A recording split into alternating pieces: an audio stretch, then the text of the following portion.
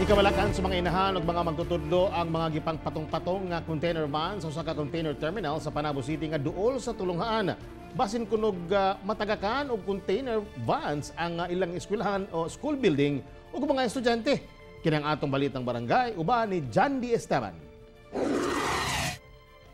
Sa viral FB post sa usa ka netizen, makita ning taas nga pile sa mga container van duol sa usa ka tulunghaan sa Panabo City. Miparehag siya sa iyahang kabalaka sa kaluwasan sa mga estudyante ug teachers gumikan basin unyag mga hulog matud pa kini didto mismo sa tapad nga school building sa San Pedro Elementary School sa may Wharf Road, Barangay San Pedro.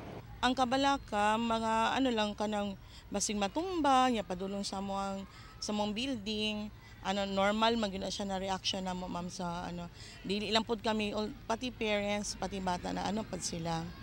Gani matag karon og unya ilang ginabantayan ang mga bata gumikan bisan unsang oras pwede daw mahulog ang containers ug galing mo igo ang kusog nga linog o di bakaha masipyat kini og karga. For the meantime nga wala pa na remove sa DICT lang containers, ang mga bata gi-transfer sa namo sa mini gym dana sa sila nagklase for the meantime for 4 hours, 5 hours. Sa ako sa monitoring lang, dili gid sila pwede nga magsigigawas-gawas og kuan kay siyempre habog pa man ato ang area. Nagmonitor gyud ko pud ma'am. Hinuon gipaabot na nila ang maong kabalaka sa management sa Davao International Container Terminal kon DICT. Karon gipananggal na ang pipila ka containers. Bali 10 o'clock mi nagstorya, mga 2:30 or mga 3 natanggal na gyud siya tanan. Gipasabot sa management sa DICT kinsa wala na miatubang sa kamera nga gikan sa gikahimutangan sa mga containers ug pader nga maoy nagbahin sa property sa tulunghaan ug terminal, duna daw 6 meters nga buffer o distansya base sa ilahang safety standard.